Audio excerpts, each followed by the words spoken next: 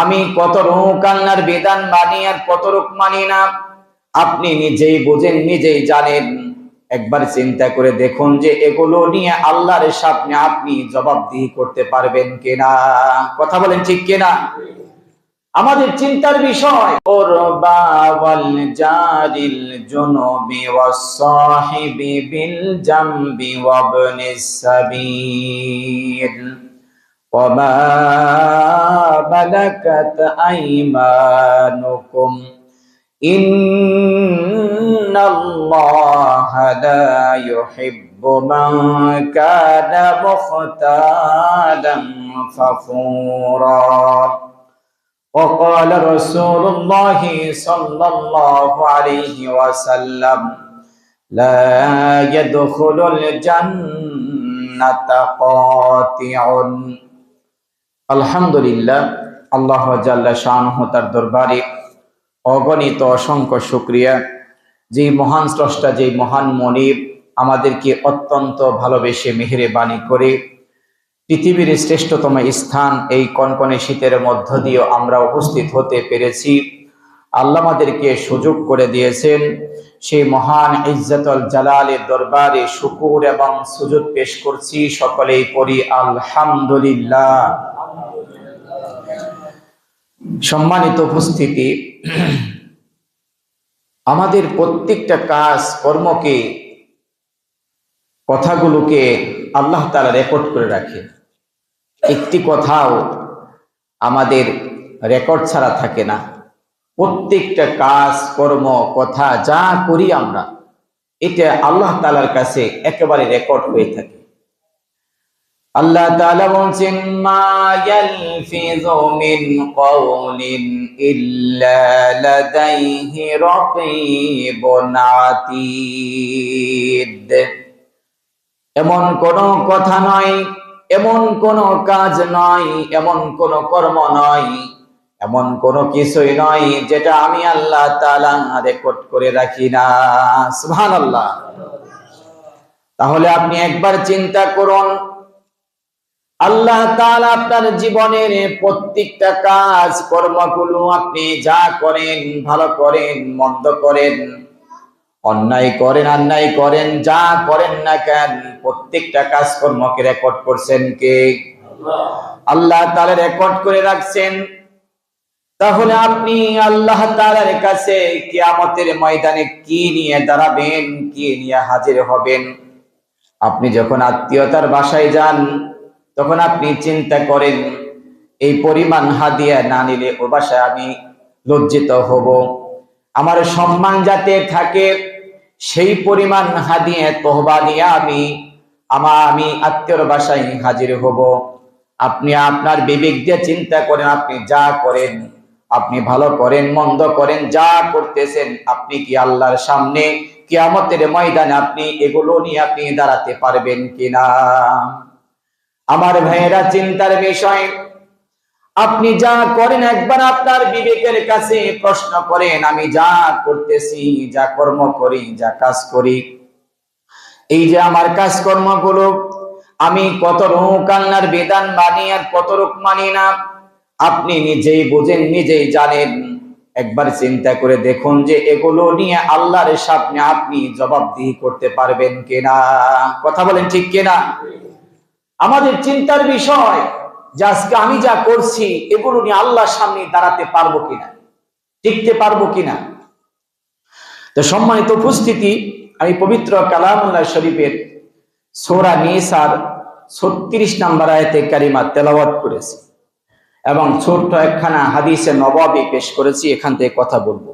এই আয়াতে কারিমার মধ্যে, একটি আয়াতে কারিমার মধ্যে 11টা পয়েন্ট আলোচনা করা হয়েছে। কতগুলো পয়েন্ট? 11টা পয়েন্ট। এক একটা পয়েন্টে যদি আমি ব্যাখ্যা বিশ্লেষণ করে কথা বলি, প্রত্যেকটা পয়েন্টে মিনিমামলি 1.5 থেকে 2 ঘন্টা করে লাগবে এক একটা পয়েন্ট। আমি শুধু টাচ দেব আপনাদেরকে।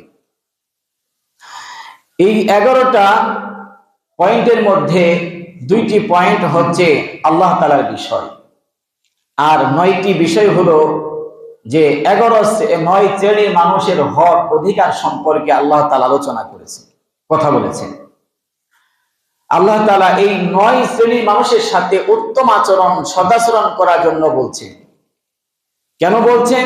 কারণ আল্লাহ তাআলা তিনি জানেন আগে যে মানুষ এই সমস্ত জায়গার মধ্যে ভুল করবে, অন্যায় করবে। যদি সতর্ক না হয় তাহলে এখানে জান্নাত এবং জাহান্নামের ফয়সালা।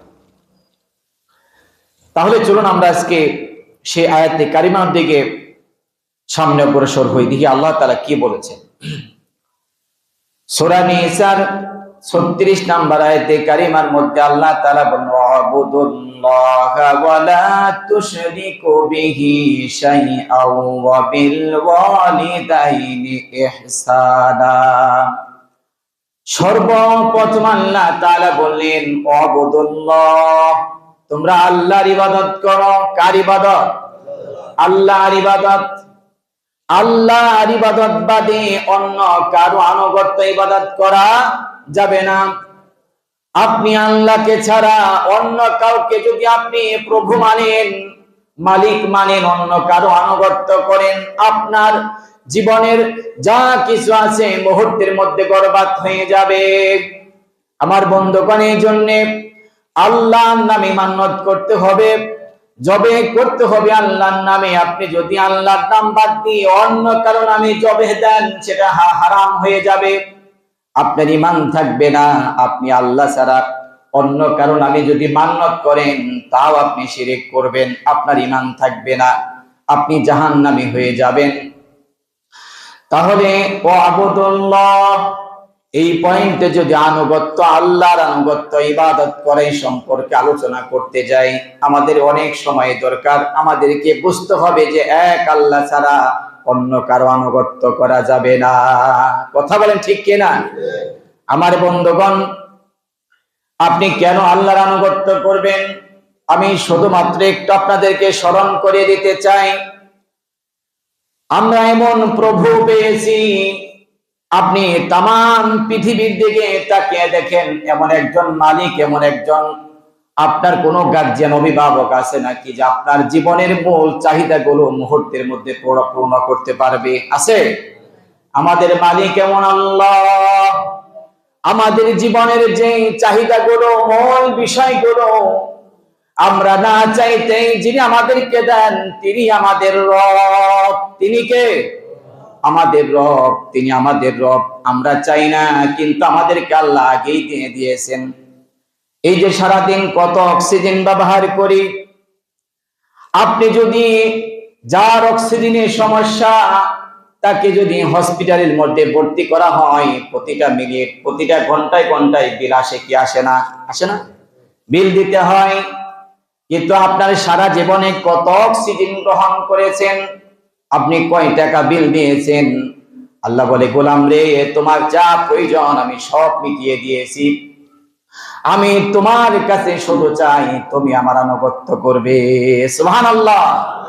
আপনি শুধুমাত্র এই কপালটা, নাক থেকে মাথা নত করে আল্লাহর কুদরতি পায়ের মধ্যে সিজদা দিয়ে আপনি বলবেন, রব্বুল আলামিন, তুমি আমার রব, তুমি ছাড়া আমার কোনো দ্বিতীয় কোনো রব নেই, ইলাহ নাই।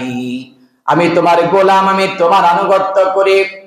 প্রতিদিন দৈনিক এই কপাল এবং নাক দিয়ে জমিন নামকে দাসখতের মধ্যে আমরা সই করে দেই, আল্লাহ আমি তোমার গোলাম, আমি অন্য কারো নয়। কথা বলেন ঠিক কিনা? আমার বন্ধুগণ, সেই রবের আনুগত্য ইবাদত করতে হবে। আল্লাহ বললেন, এক নম্বরে আমি আল্লাহর আনুগত্য করতে হবে। আমরা আল্লাহর আনুগত্য করতে রাজি আছি না নাই? আল্লাহ আমাদেরকে কবুল করুন, বলি আমিন। আমি শুধু মূল পয়েন্টগুলো আপনাদেরকে স্মরণ করে দেই, শিরোনাম। এখানে তো ব্যাখ্যা বিশ্লেষণ করার কোনো সুযোগ নেই, ওই সময় নেই। এরপর আল্লাহ বলেন, ওয়ালা তুশরিকু বিহি শাইআ, আল্লাহর সাথে কাউকে অংশীদার সাব্যস্ত করা যাবে না। আপনি যদি আল্লাহর সাথে অন্য কিছুকে আপনি অংশীদার সাব্যস্ত করেন, করতে দেরি, আপনার ঈমান চলে যেতে একটু দেরি হবে না। কথা বলেন ঠিক কিনা? আমার বন্ধুগণ, আমাদেরকে সৃষ্টি করেছেন কে? আমাদেরকে খাওয়ায় কে? আমাদেরকে পালন করেন কে? আমাদেরকে সব দেয় কে? আল্লাহ দেয়। তাহলে আপনি যে আল্লাহ আপনার সমস্ত কিছু পূর্ণ করে সব দেয়, সে আল্লাহকে বাদ দিয়ে আপনি তার সাথে অন্য কাউকে অংশীদারি করবেন, সাব্যস্ত করবেন, এটা আল্লাহ বরদাস্ত করবেন না। আপনার সাথে সাথে ঈমান নষ্ট হয়ে যাবে। আপনার পিতা পুরা পরিবারের দায়িত্ব গ্রহণ করে, আপনি যদি এই পিতার সব আপনি সুবিধা গ্রহণ করেন আর পিতার পাশাপাশি আরেকজনকে পিতা বলে ডাকেন, বলেন তো আপনার